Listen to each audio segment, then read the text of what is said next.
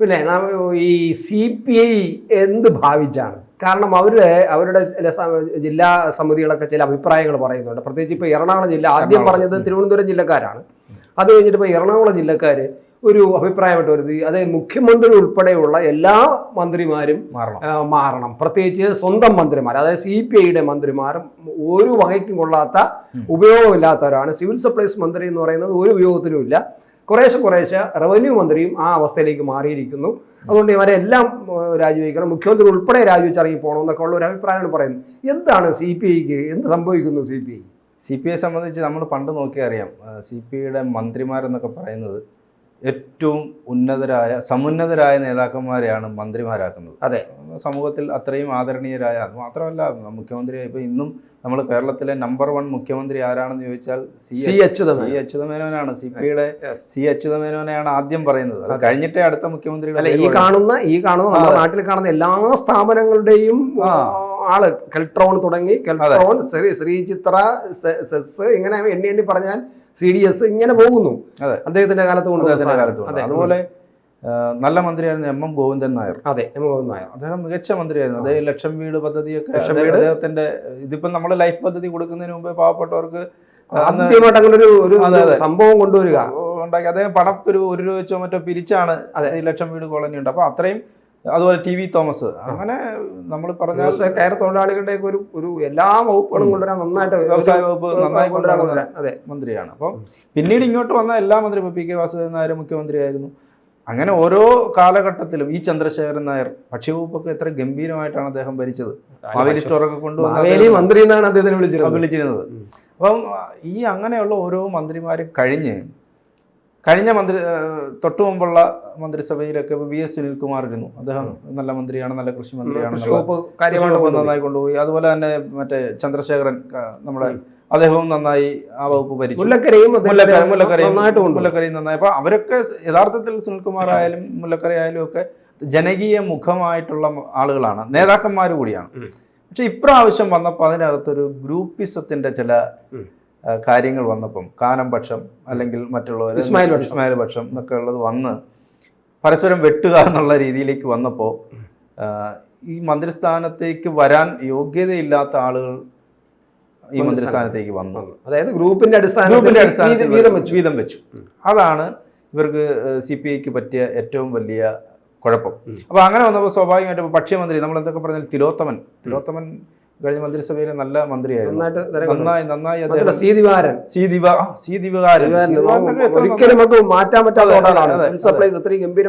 ഗംഭീരമായി കൊണ്ടുപോയി.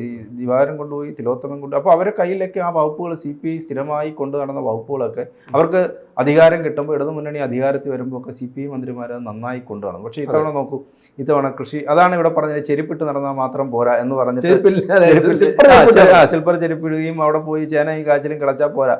അത് ആ വകുപ്പ് നന്നായി ഭരിക്കുന്നു എന്നുള്ളത് ആളുകൾക്ക് ബോധ്യം ഉണ്ടാകണം. സാധാരണക്കാരൻ ഏറ്റവും കൂടുതൽ ആശ്രയിച്ചിരുന്ന ഒന്നാണ് ഈ കൃഷി. മാവേലി സ്റ്റോറുകളിൽ പോയിട്ട് നമുക്ക് 25 രൂപയ്ക്ക് സബ്സിഡി അരി കിട്ടും. വലിയ ആശ്വാസമായി. വില കൂടി നിന്ന സമയത്തൊക്കെ സബ്സിഡി അരി, മുളക്, മല്ലി, വെളിച്ചെണ്ണ, ഇങ്ങനെ ഈ സാധനങ്ങളെല്ലാം ഒരു 10-15 കൂട്ടം സാധനങ്ങൾ 13 കൂട്ടം സബ്സിഡി നിരക്കിൽ കിട്ടിക്കൊണ്ടിരുന്നതാണ്. അത് മുഴുവൻ ഇല്ലാതായി. അതോടുകൂടി സാധാരണ അതൊക്കെ ഈ തെരഞ്ഞെടുപ്പിൽ പ്രതിഫലിച്ചു.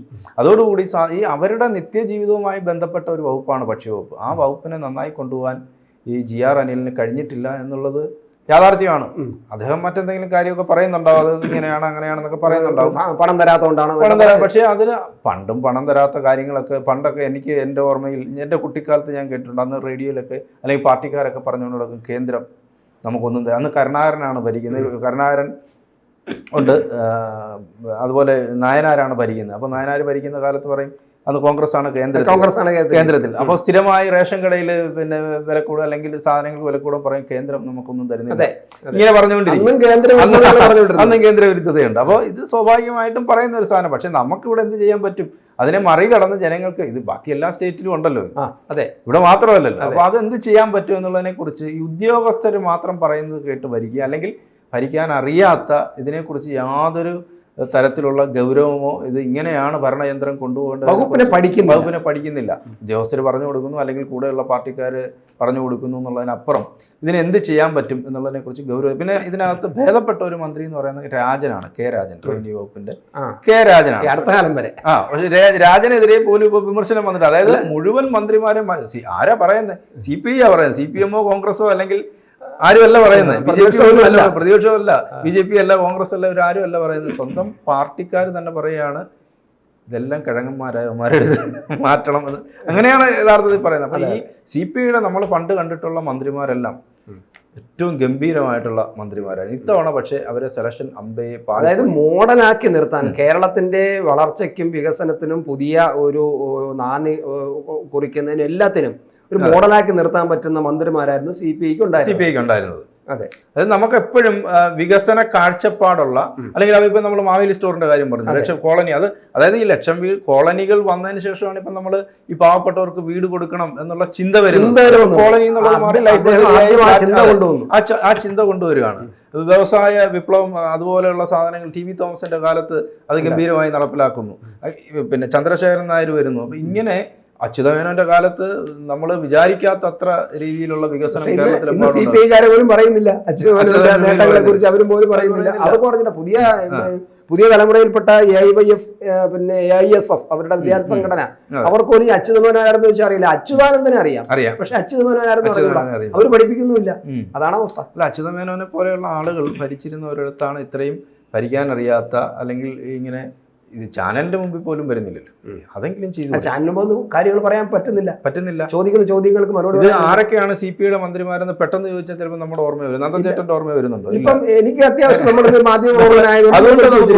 അല്ലാതെ സാധാരണക്കാരനെ സംബന്ധിച്ച് ഇപ്പൊ ഭക്ഷ്യവകുപ്പ് മന്ത്രി ആരാന്ന് ചോദിച്ചാൽ പോലും അറിയില്ല. അദ്ദേഹത്തിന്റെ ഭാര്യ MLA ആയിരുന്നു. അപ്പൊ ലതാദേവി ചടയമംഗലത്തെ MLA. ഇപ്പൊ ചടയമംഗലത്താണ് നമ്മുടെ ചിഞ്ചുറാണി, അവിടുത്തെ MLA മന്ത്രിയുമാണ്. അപ്പൊ അതൊക്കെ അന്ന് വേറൊരു രീതിയിൽ ഗ്രൂപ്പിസത്തിന്റെ ഭാഗമായിട്ട് ചിഞ്ചിറാണി മോശം മന്ത്രിയാണെന്നോ അങ്ങനെയെന്ന് പറയാം. പക്ഷേ ആ വകുപ്പിനെ കാര്യക്ഷമമായി കൊണ്ടു നടക്കാൻ കഴിയുന്നില്ല എന്നുള്ളത്. ഒരു ജില്ലാ പഞ്ചായത്ത് വൈസ് പ്രസിഡന്റ് ഒക്കെ ആയിരുന്നു കൊല്ലത്ത്. നമ്മുടെ എൻ്റെ ഇതില് നിങ്ങളുടെ ഡിവിഷനായിരുന്നു. അപ്പോൾ നന്നായി ആ ഡിവിഷനെ നന്നായി കൊണ്ടുനടന്ന ഒരാളാണ് ചിഞ്ചിറാണി. എന്ന് പറയുന്നതുകൊണ്ട് കാര്യമില്ല. മന്ത്രിയായി കഴിയുമ്പോൾ പക്ഷെ അവർക്ക് അതിനനുസരിച്ചുള്ള ഒരു വകുപ്പല്ല ക്ഷീരവികസനം. അത് രാജു പോലും വികസനം ഈ സീതുകാരം കൊണ്ടുവന്നു. രാജു, മുൻമന്ത്രി കെ രാജു രാജുവിന് കിട്ടിയ വകുപ്പ് ക്ഷീരവികസനവും ഒക്കെ ആണല്ലോ. അതുപോലെ വനം വകുപ്പ് സ്ഥിരമായി അവരുടെ കയ്യിലുണ്ടായിരുന്നു. വനം വകുപ്പ് മന്ത്രിയായിരുന്നു. അതിനെയും നന്നായി കൊണ്ടു നടന്ന ആളുകളാണ് അവര്. പക്ഷെ ഇത്തവണ വനം ശശീന്ദ്രന് കൊടുത്തു. ശശീന്ദ്രൻ അവിടെ ഇരുന്നിട്ട് അത് എങ്ങനെയൊക്കെ കുളമാക്കാമോ ആ രീതിയിലെല്ലാം ആളുകളെ കൊല്ലിക്കുന്ന മന്ത്രിയായി അദ്ദേഹം മാറി എന്നുള്ളതാണ് പ്രധാനപ്പെട്ട. അപ്പൊ ഇവിടേക്ക് വരുമ്പം അത് മാത്രമല്ല, ഇവർ പറയുന്ന എല്ലാ മന്ത്രിമാരും മാറണം, മുഖ്യമന്ത്രി മാറണം എന്നുള്ളതാണ്. അപ്പം നമ്മൾ ഇവിടെ മനസ്സിലാക്കേണ്ടത്, ഈ ലോക്സഭാ തെരഞ്ഞെടുപ്പ് വന്ന CPI പ്രതീക്ഷിച്ചത് തൃശ്ശൂരെങ്കിലും ജയിക്കും എന്നാണ് ആദ്യം വിചാരിച്ചിരുന്നത്. പിന്നീട് ആ സ്ഥിതി മാറുന്നു. പിന്നെ വന്നിട്ട് മാവേലിക്കര ജയിക്കും എന്ന് അവർ വിചാരിച്ചു. അവിടെയും പക്ഷെ കുറഞ്ഞ ഭൂരിപക്ഷത്തിന് അവിടെ നല്ല മത്സരം ഇപ്പോഴത്തെ ലോക്സഭാ CPI നല്ല ഒരു സ്ഥാനാർത്ഥിയെ കൊണ്ടുവന്നത് വളരെ ചെറുപ്പക്കാരനെ, ഇടപെടലും ഒക്കെ നല്ലതായിരുന്നു. കാരണം ഞങ്ങളൊരു മീറ്റിംഗിൽ ഇടയ്ക്ക് ഉണ്ടായിരുന്നു. വളരെ നന്നായി പെരുമാറുന്ന ആളുകളുടെ വോട്ട് അയാളെ കണ്ട, ആ സ്ഥാനാർത്ഥിയെ കണ്ടാൽ ആളുകൾ വോട്ട്, ചില സ്ഥാനാർത്ഥികളെ കണ്ട ആളുകൾ വോട്ട് ചെയ്യും. പണ്ട് ഈ ചെങ്ങറ സുരേന്ദ്രൻ അവിടെ സ്ഥാനാർത്ഥിയെ കുടിക്കുന്നില്ലെതിരെ വന്നപ്പോൾ അയാൾ പെട്ടെന്ന് ക്ലിക്കായി. കാരണം കൊടുക്കുന്നില്ല ഇപ്പോൾ ഇങ്ങനെ കുറെ തവണ ജയിക്കുന്നു. അപ്പോൾ പെട്ടെന്ന് ഒരു സ്ഥാനാർത്ഥി ഒരു പ്രധാന ഘടകമാണ്. അയാൾ എങ്ങനെ പെരുമാറുന്നു, ഇടപെടുന്നു എന്നുള്ളത്. പിന്നെ അവിടെയും ചില കാലുവാരലുകളും ഒക്കെ നടന്നുകൊണ്ടാണ് ആ സ്ഥാനാർത്ഥി തോറ്റുപോയത്. അത് ഈ പാർട്ടിയിൽ ഇപ്പൊ തന്നെ എറണാകുളത്ത് നിന്ന് ഈ അഭിപ്രായം വരാൻ കാരണം, എറണാകുളം ജില്ല എന്ന് പറയുന്ന CPIയെ സംബന്ധിച്ചിടത്തോളം വലിയ ഒരു വിഭാഗീയതയുടെ വളരെ തളം കെട്ടി കിടക്കുന്ന ഒരു ജില്ലയാണ്. കാനൻ രാജേന്ദ്രൻ എന്ന എതിർ ഗ്രൂപ്പിൽപ്പെട്ട അവിടത്തെ രാജു എന്നാണ് പറഞ്ഞത്, രാജു ജില്ലാ സെക്രട്ടറി ആയിരുന്നു, മാറ്റിക്കളഞ്ഞു. അത് നല്ല സ്ട്രോങ് ആയിരുന്നു. സ്ട്രോങ് കാര്യങ്ങൾ ചെയ്യാനും സ്ട്രോങ് നിലപാടെടുക്കാനും ഒക്കെ ഉള്ള ആളായിരുന്നു. പക്ഷെ അദ്ദേഹത്തിന് കാനൻ രാജേന്ദ്രന്റെ പക്ഷം വെട്ടിമാറ്റുകയാണ് ചെയ്തത്. അപ്പൊ അങ്ങനെ അതിനകത്ത് എറണാകുളം ജില്ലയ്ക്കകത്ത് ഒരു വലിയ ഒരു വിഭാഗീയത ആലപ്പുഴ ജില്ലയിൽ CPMന് അനുഭവിക്കുന്നതിനേക്കാളും ഏകദേശം അതുപോലെ എറണാകുളത്ത് CPI അനുഭവിക്കുന്നുണ്ട്. എനിക്കൊന്നും അതായിരിക്കുമോ ഇങ്ങനെ എറണാകുളത്ത് ഇങ്ങനെ വലിയൊരു പൊട്ടിത്തെറി ഉണ്ടാകാൻ കാരണം? വിഭാഗീയതയുടെ ഭാഗമായിട്ടും ഉണ്ടാകാം. കാരണം കാനം പക്ഷം അദ്ദേഹം മരിച്ചു പോയെങ്കിലും ആ പക്ഷം അവിടെ ഉണ്ട്. ഇപ്പുറത്ത് ശക്തമായി ഇസ്മായിലിന്റെ പക്ഷക്കാരും ഉണ്ട്. അത് ബലാബലം എന്ന് പറയുമ്പോൾ ഇപ്പോൾ പിന്നെ ബിനോയ് വിശ്വം അവിടെ നിൽക്കുന്നതുകൊണ്ടാണ് അതിന് പ്രത്യക്ഷത്തിൽ ഇപ്പം ഇസ്മായിൽ പക്ഷേ വന്നിട്ട് വിമർശനം ഉന്നയിച്ചിട്ടുണ്ടെങ്കിൽ പോലും അദ്ദേഹം പഴയ രീതിയിൽ ശക്തമായി ഒരു കാലത്ത് പിന്നെ ഇസ്മായിലിനെതിരെയുള്ള വിമർശനം അദ്ദേഹം CPM വിമർശിക്കുന്നില്ല എന്നുള്ളതായിരുന്നു. അദ്ദേഹം പാർട്ടിയിൽ പിന്നോട്ട് പോകാനുള്ള ഞങ്ങളാണ് CPM-നെതിരെ കോൺഗ്രസിനേക്കാൾ ശത്രുവായി കാണുന്ന വർഗശത്രു എന്ന് പറഞ്ഞാൽ ഒരേ മുന്നണിയിലാണെങ്കിലും CPM-നെയാണ് ശത്രുവായി കാണുന്നത്.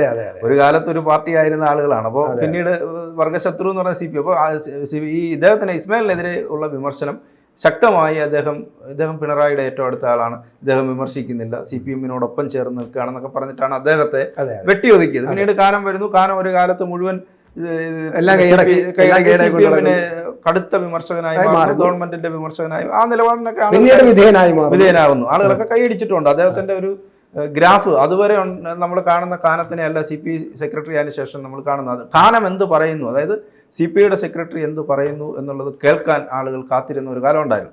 പിന്നീട് കാനം എന്തുകൊണ്ടോ അദ്ദേഹം അതിനകത്ത് പറഞ്ഞ ഒരു കാര്യം, സർക്കാരിനെ എല്ലാ കാര്യത്തിലും നമ്മൾ വിമർശിച്ച് കുഴപ്പത്തിലാക്കുക എന്നുള്ളതല്ല ഘടകകക്ഷിയുടെ രീതി, നിങ്ങൾ പറയുന്ന പോലെ ഒന്നും പറയാൻ എന്നെ കിട്ടത്തില്ല എന്നൊക്കെ പറഞ്ഞിട്ട് അദ്ദേഹം ചൂടുമാക്കി. ഇതിനകത്ത് ഈ ചർച്ച നമുക്ക് അവസാനിപ്പിക്കാം. ഈ എറണാകുളം ജില്ലക്കാരുടെ ഒരു അഭിപ്രായം കൂടെ ഉണ്ട്. അവർ പറഞ്ഞത് പിന്നെ വെളിയം ഭാർഗവൻ, CK ചന്ദ്രപ്പൻ ഇങ്ങനെ തുടങ്ങിയ പ്രമുഖന്മാരിരുന്ന കസേര ഇത്ര ദുർബലമാകുമെന്ന്, ഇത്ര പെട്ടെന്ന് ദുർബലമാവുമെന്ന് നമ്മൾ കരുതിയില്ല എന്നാണ് അവിടുത്തെ ജില്ലാ നേതൃത്വം പറഞ്ഞിരിക്കുന്നത്. അത് ആ CPI സംബന്ധിച്ചിടത്തോളം ഒരു വല്ലാത്തൊരു പ്രതികരണം. ബാക്കി ഇപ്പം മുഖ്യമന്ത്രി മാറണം, മന്ത്രിമാർ മാറണം എന്നൊക്കെ പറഞ്ഞതിനേക്കാൾ അതിശക്തമാണ് അവർ പറഞ്ഞിരിക്കുന്ന ഒരു കാര്യം. അതായത് വെളിയം ഭാർഗവനും ചന്ദ്രപ്പനും വരുന്ന കസേര ഇത്ര പെട്ടെന്ന് ദുർബലമാകുമെന്ന് കരുതിയില്ല എന്ന് പറഞ്ഞാൽ ഇപ്പോൾ ഇരിക്കുന്ന സെക്രട്ടറി ബിനോയ് വിശ്വത്തിന് എതിരായിട്ടുള്ള അതിശക്തമായ ഒരു പ്രമേയ അവതരണം തന്നെ എന്ന് പറയാം.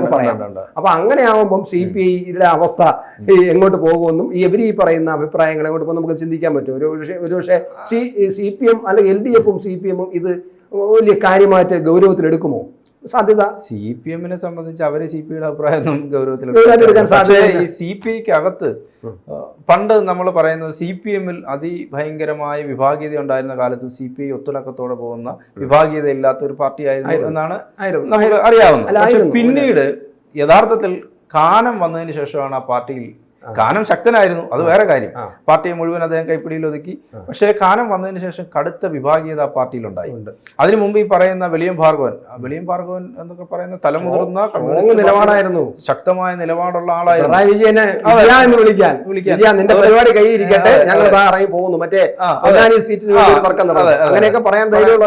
അതുപോലെ ചന്ദ്രപ്പൻ എന്ന് പറഞ്ഞാൽ എന്താണ്, കമ്മ്യൂണിസ്റ്റ് ചിന്താഗതി അത്രയും മനസ്സിൽ പേറുന്ന, ശരീരത്തിലും ആത്മാവിലും പേറുന്ന ഒരാൾ വേറെ ഇല്ല.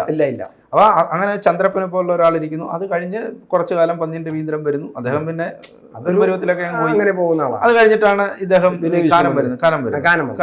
കാനം വന്നപ്പോഴത്തേക്ക് ഈ കാനത്തിന് തനിക്കെതിരെ നിൽക്കുന്ന ആളുകളെ മുഴുവൻ ഒതുക്കണം എന്നുള്ള ചിന്ത വരുന്നു. ഒത്തിരി നേതാക്കന്മാർ, ഇപ്പൊ കൊല്ലത്ത് തന്നെ PS സുബാൽ എന്ന് പറയുന്ന നേതാവാണ്. അദ്ദേഹത്തിനെയൊക്കെ ഒതുക്കി അവസാനം പിന്നെ അദ്ദേഹത്തിനെ പിടിച്ച് സെക്രട്ടറി ആക്കി. കാരണം അയാളെയൊക്കെ എത്ര കാലം ഒതുക്കാൻ പറ്റും? ഒരു വിഷയം ഞാൻ നേരിട്ട് കണ്ടിട്ടുള്ളതാണ്. അയാൾ ഒരു ഷാപ്പിന്റെ, അതും കൂടെ പറഞ്ഞ് നമുക്ക് അവസാനം, ഈ ഷാപ്പിന്റെ വിഷയത്തിൽ നാട്ടുകാർ ഇങ്ങനെ കൊടികിട്ടി അവിടെ സമരം ചെയ്യുകയാണ്. ഈ ഷാപ്പുകാരൻ ഇത് മാറത്തില്ല. 10, 30, 35 ദിവസമായി. അവസാനം ഞാൻ ഇങ്ങനെ നിൽക്കുമ്പോൾ ഒരു ദിവസം, അന്ന് ഞാൻ മാധ്യമപ്രവർത്തകനായിട്ട് അവിടെ ഉണ്ട്. അപ്പോൾ ഒരു ദിവസം ഈ MLA വരുന്നു. MLA വന്നിറങ്ങി കാര്യം പറയുകയൊന്നുമല്ല. ആരാടാ നിന്റെ മുതലാളി, എന്തിനാടാ നിന്റെ മുതലാളി, ഇതെന്താ പൊളിച്ചു മാറ്റാത്തത്, എത്ര നാളായി ഈ ആളുകൾ സമരം ചെയ്യുന്നു, നിങ്ങൾക്ക് കണ്ണ് കണ്ടുകൂടാ എന്നൊക്കെ ചോദിച്ചിട്ട് പുള്ളി ഇങ്ങനെ പൊട്ടിത്തെറിക്കുക.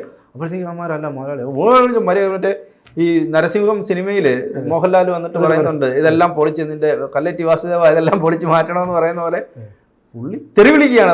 പുള്ളി തെരുവിളിച്ചോണ്ടാണ് ഇറങ്ങി വരുന്നത്. നമുക്കിവിടെ അപ്പോൾ മുതലാളി എന്ന് മറ്റോ പറയുമ്പോഴത്തേക്ക് പുള്ളി ഒരു തെറി പറയുന്നുണ്ട്. മര്യാദയ്ക്ക് ഇന്ന് വൈകുന്നേരത്തിനകം ഇത് പൊളിച്ച് ഇത് കൊണ്ടുപോകണം, നാട്ടുകാരെ ഇത്രയും ദിവസമായി ഞാൻ പിന്നെ ഇടപെടായിരുന്നൊക്കെ പറഞ്ഞിട്ട് പുള്ളി ഭയങ്കരമായി ഷൗട്ട് ചെയ്യുന്നു. അന്ന് വൈകിട്ട് ഷാപ്പ് അവിടെ നിന്ന് മാറ്റി. അപ്പോൾ അത്രയും പല കാര്യങ്ങൾ, അങ്ങനെയുള്ള നേതാവാണ്. അദ്ദേഹത്തെയൊക്കെ അങ്ങ് ഒതുക്കി കളഞ്ഞു. പിന്നെ ഇപ്പോഴാണ് അദ്ദേഹം വരുന്നത്. അപ്പോൾ ഈ ഒതുക്കലിൻ്റെ ഭാഗം അത് ഇപ്പോഴും നീറുന്നുണ്ട് എന്നുള്ളതാണ് യഥാർത്ഥത്തിൽ അല്ല ആ ഒതുക്കൽ ഇപ്പൊ അവസാന നിമിഷത്തെ ഒരു ഒതുക്കലും കൂടെ നമുക്ക് പറഞ്ഞിട്ട് അവസാനിപ്പിക്കും. അതായത് രാജ്യസഭാ സീറ്റ് വന്നപ്പോൾ നമ്മൾ കണ്ടതാണ് സുനീർ വരികയും നമ്മളെ പിന്നെ അദ്ദേഹത്തിനെ മാറ്റുകയും ചെയ്തത്. അദ്ദേഹത്തിന് കഴിഞ്ഞ പ്രാവശ്യവും സീറ്റ് അദ്ദേഹത്തിന്റെ പരിഗണന വന്നപ്പോൾ പറഞ്ഞ് ഇപ്പം തൽക്കാലം നമുക്ക് അടുത്ത പ്രാവശ്യം പരിഗണിക്കാന്ന് പറയും. അടുത്ത പ്രാവശ്യം വന്നു. ഇപ്പോഴും അദ്ദേഹത്തിനെ വെട്ടി മാറ്റുകയാണ്. അത് വിനോദ് വിശ്വത്തിന്റെ ഒരു പ്രത്യേക താല്പര്യത്തിൽ വെട്ടിമാറ്റി എന്നാണ് സഹാക്കൾ പറയുന്നത്. എന്തായാലും CPI-കാര് എറണാകുളം ജില്ലക്കാര് പറഞ്ഞ ആ ഒരു അഭിപ്രായത്തിൽ അത് എത്ര കാലം ആ അഭിപ്രായം ഇങ്ങനെ അന്തരീക്ഷം നിൽക്കും? ഏത് ഈ വെളിയം ഭാർഗവും ചന്ദ്രപ്പനും ഇരുന്ന സീറ്റ് ഇത്രയും ദുർബലപ്പെട്ടോ എന്ന ആ ചോദ്യം അവിടെ അന്തരീക്ഷം നിൽക്കും. അത് ആ പാർട്ടി ഈ പാർട്ടിക്കകത്ത് CPI-ക്കകത്ത് ഇനി വരാൻ പോകുന്ന ഒരു വളർച്ച, അതായത് വിഭാഗീയതയ്ക്ക് കുറച്ചും കൂടി വളമിടുന്ന ഒരു വളർച്ചയായിരിക്കും. അത് വളർന്ന് പന്തലിച്ച് ആ വിഭാഗീയത വളർന്ന് പന്തലിച്ച് CPI തന്നെ ഇല്ലാതാക്കാൻ ഉള്ള അവസ്ഥയിൽ പോകുമായിരിക്കാം എന്നുള്ളതാണ്. പക്ഷെ അങ്ങനെ സംഭവിക്കാതിരിക്കട്ടെ എന്ന് നോക്കുകയാണെങ്കിൽ ഒരു കാര്യങ്ങളുള്ളത് ശക്തമായ ഒരു ദേശീയ നേതൃത്വം ഇല്ല എന്നുള്ളതാണ് CPI അഭിമുഖീകരിക്കുന്ന ഏറ്റവും പ്രധാനപ്പെട്ട. അതുകൊണ്ട് തന്നെ CPI-യുടെ ഭാവിയും അതെ